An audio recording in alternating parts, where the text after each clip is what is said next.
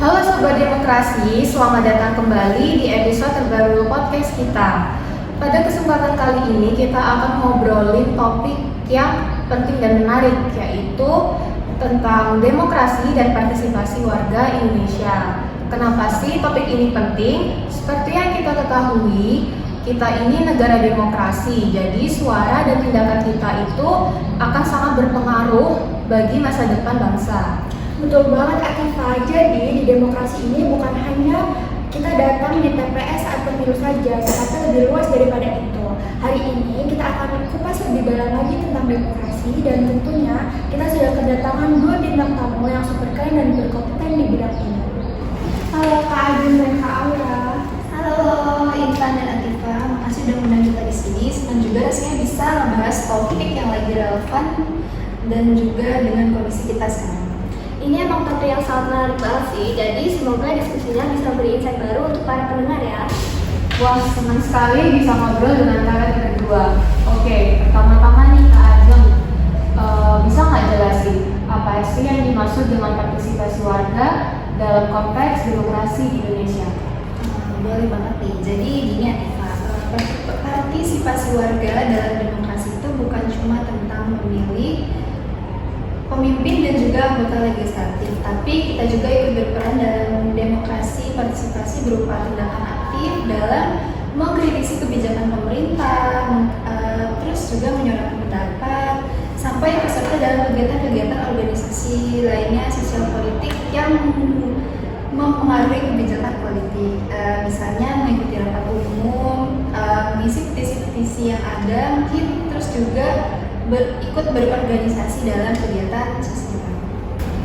Betul banget Kak Ajeng, tapi kalau kita lihat walaupun negara Indonesia ini adalah negara demokrasi, banyak yang merasa bahwa dia tidak terlibat dalam proses politik ini. Nah Kak Aura, menurut kamu kenapa ya banyak warga yang apatis atau nggak tertarik untuk berpartisipasi? Nah, apatisme itu menjadi salah satu tantangan terbesar dalam demokrasi kita. Banyak sekali faktor yang mempengaruhinya. Salah satunya itu adalah kurangnya pemahaman atau informasi yang mudah diakses tentang bagaimana sistem demokrasi bekerja. Selain itu, seringkali masyarakat merasa suara mereka itu nggak berpengaruh, terutama ketika ada banyak isu besar yang membuat mereka merasa lelah atau kewalahan dengan keadaan politik. Itu memang menjadi masalah besar ya Kak Aura.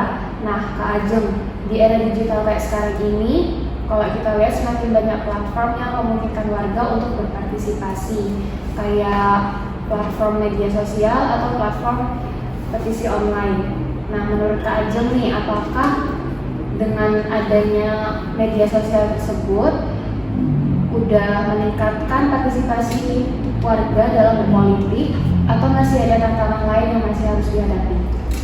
Saya pikir media sosial dan platform digital lainnya itu emang buka ruang banget kan untuk berpartisipasi, karena mereka memberikan kesempatan bagi banyak orang untuk memberikan pendapat secara bebas tanpa mengenal jarak kan. Tapi tentu saja ada tantangannya seperti hoax ataupun yang lagi ramai saat ini AI yang mungkin bisa menyebabkan fitnah-fitnah yang gak jelas gitu kan. Jadi meskipun digitalisasi memberikan banyak ruang akses lebih mudah, kita juga harus tetap berjaga-jaga dalam menggunakan teknologi ini agar bisa benar-benar mendukung demokrasi. Bener banget, perlu pendidikan literasi digital juga kan Kak Ajeng. Jadi warga Indonesia itu tidak hanya berpartisipasi aja, tapi bisa mencari informasi dengan lebih bijak. Nah, benar banget itu Intan, partisipasi yang bijak dan berbasis informasi yang akurat akan memperkuat demokrasi kita. Saya rasa juga penting untuk menumbuhkan budaya, diskusi dan musyawarah di masyarakat. Setuju. Dalam konteks ini Kak Aura, apa aja sih langkah konkret yang bisa dilakukan oleh masyarakat untuk berpartisipasi lebih aktif dalam demokrasi? Nah, langkah pertama itu tentu saja meningkatkan kesadaran akan hak dan kewajiban sebagai warga negara. Nah, ini bisa dilakukan dengan pendidikan politik yang inklusif mulai dari usia dini. Kemudian, memperkuat peran organisasi masyarakat sipil yang bisa menjadi jembatan antara warga dan pemerintah. Nah, dan yang gak kalah penting, menjaga keterbukaan informasi agar setiap warga bisa mendapat akses yang sama dalam mengikuti proses politik yang ada.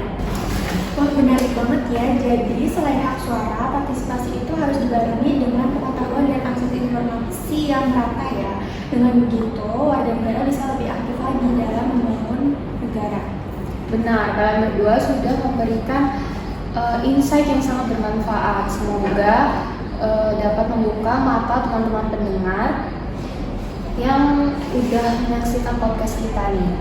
Terima kasih banyak ya untuk Kak Ajeng dan Kak Aura udah meluangkan waktu untuk ngobrol bareng kita. Terima kasih juga Tifa dan Intan, senang bisa berbagi pemikiran tentang topik yang sangat penting ini. Iya, senang bisa berdiskusi di sini. Semoga pendengar bisa lebih termotivasi untuk aktif berpartisipasi dalam demokrasi. Baiklah Sobat Demokrasi, itu tadi obrolan seru kita tentang demokrasi dan partisipasi warga Indonesia. Jangan lupa untuk terus ikuti podcast kami dan berbagi pendapat kalian. Sampai jumpa di episode selanjutnya. Salam demokrasi, terus berpartisipasi untuk Indonesia yang lebih baik. Bye-bye.